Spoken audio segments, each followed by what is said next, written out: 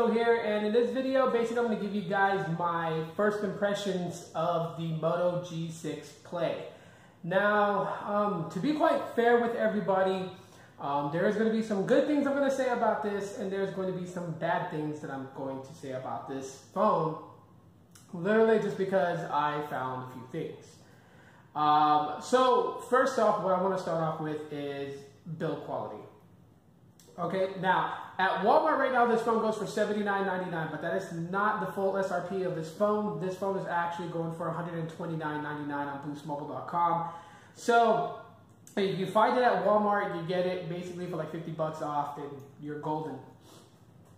But for $129.99, I really gotta say that first of all, you know, one of my last videos where I stated that is this the year of Motorola. I'm thinking so. I'm thinking this year Motorola is actually really like gun focused on getting some real good devices out. And the reason why did I say that is because, I mean, if you look at the build quality of the Moto G6 Play, okay, well, first of all, the backing over here is not black, it's actually blue. It's a really, really weird blue. Let me kind of just get some more natural lighting in here, maybe that'll help bring it out some. But okay, there you go, if you guys can see it. It's got a nice blue to it, okay?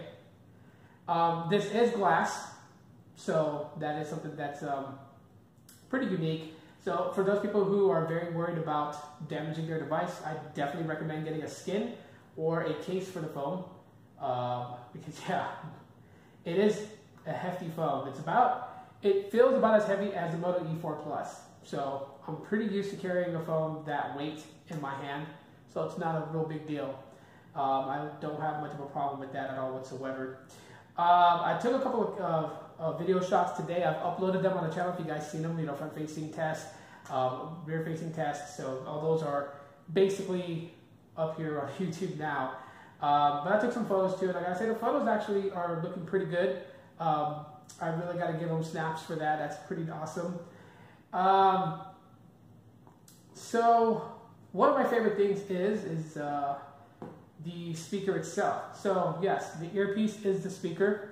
That's where all your sound's going to come from for your music and speakerphone and stuff. And it's loud. It's louder than the Moto E4 Plus. I will demo that when I compare both devices, but it is louder than the Moto E4 Plus. So that is a bonus. Because I like the music to be louder, I like to be able to hear things on the call. So that's always going to be something that, you know, I am really ecstatic about. The second thing is that they actually did what I've been hoping for. They put the fingerprint reader on the back, but they also put the Motorola logo in the fingerprint reader. So that's actually kind of nice. It gives it some personality to it, honestly. I mean, the fingerprint reader is not the fastest out there, so it's not as fast as my Honor 8. But nevertheless, if you're one that majorly has to have fingerprint scanner, this is going to do it for you, okay? So it takes a little bit. Of course, I also have Boost deals running in the background, so it's also trying to launch a ad at the same time. But, you know, the fingerprint reader does fairly well. So, battery life seems to be okay. If you guys didn't see the battery ring right there, it said it was like at 72%. I took it off the charger at 100% at about 6:15 a.m. Currently, right now, it's 4:54 p.m. About to be 5 o'clock, so almost 12 hours later, and it's gone down 28%. Now, that's with light usage because, yeah, I wasn't pretty much on it watching videos, doing a lot. I did upload a couple of videos, not videos, but pictures to Snapchat and also to Instagram. And I played Super Mario Run for a little while on my breaks, so that kind of ate up some battery. But yeah, I gotta say, battery life is pretty decent. It's turning out to be that it's going to get you through a full day, but I may do like a battery test between the E4 Plus and this device to see how it pretty much pans out. So obviously from the spec sheets it says this thing runs a quad-core chip. That's another downsider to it. I don't know why they would do that with this device. I'm thinking, that there's other devices out there, such as LG, that are using an octa-core processing chip, and I thought that they would go ahead and go with an 8-core chip for this phone, but they decided to go with a 4-core chip. So you gotta make do with what you got. And it is running, I want to say 8.0, yeah, 8.0. So like my Moto X4 runs 8.1. I don't know if this is going to get the 8.1 update, or is it going to get 9.0 when that comes out. I doubt it though, because the E4 Plus to me should have gotten 8.0, but it never did. Then they came out with the G6 Play and the, I want to say the E5 Plus. So I don't know if they're ever going to update this phone to whatever Android P is, but screen resolution, colors on the display is phenomenally good. I love the display on this device. Not that it's a 18:9 aspect ratio, but the colors. I mean, look at the colors. The colors look pretty good. I'm not someone that needs my colors overly saturated, much less do I want them dull. And I think the replication of colors on this display runs fairly well. And it does good in the sunlight, so I gotta give it snaps for that too as well. It is pretty quick as far as navigating in between screens, and you'll see like some stuttering here and there, some drop frame rate. It's to be expected. This ain't a flagship device, much less is it packing a whole lot of beefed up chipsets and parts and whatnot into it to make it fly and be as fluid as it could be. But it's still, for 80 bucks, I'm not complaining. I'm just saying I'm not complaining. It does have adaptable storage. I do have an SD card pretty much bonded with the internal storage on this device, and so therefore I've been testing it out to see if there's going to be any glitches. Like the Moto E4 Plus had that issue. It had an issue where if you bonded the SD card into it, it would act up and get pretty weird. With this device, I haven't experienced any hiccups or anything like that, so I'm pretty happy about that. But that's, it's too soon to tell. It's only been almost 24 hours that I've had this device.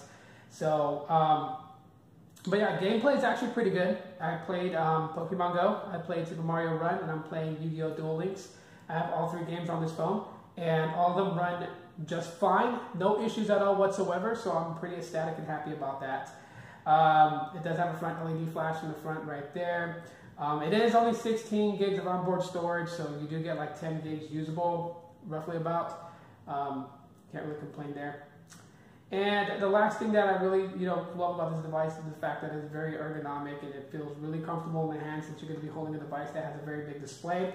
One thing that has been kind of a downsider to me with this 18:9 aspect ratio screen is that reaching to the top becomes just a little bit harder. I was able to achieve that with the E4 Plus. I can actually reach to the top and open up the folder without accidentally touching something else. Here I have to shimmy the phone down my hand a little bit just to reach that folder without accidentally opening my social folder or my tools folder. So, I mean, but that's, that's just preference, right? That's not actually a major thing. For some people, you guys might get bummed out that it does not have USB Type-C. It has micro USB.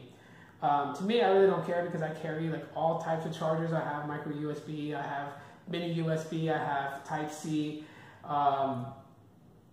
Yeah, I have USB, so it's not a real big thing for me.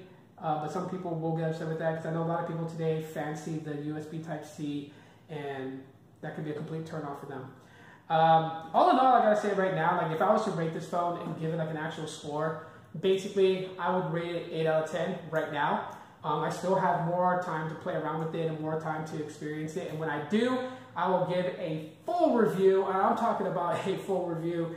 I'm gonna do it my way, and if that video runs 30 minutes long, so be it. But there's a lot more things of phones I want to talk about than just the normalcies, so stay tuned for that review. It will come when it comes, when I have it ready. I am going to do some comparisons between this and the Moto X4 that I'm shooting with, or this phone and the Moto E4 Plus, definitely. Battle of those 2 phones on Boost Mobile. And yeah, so if you guys enjoyed this video, drop a like to let me know. Hit that subscribe button.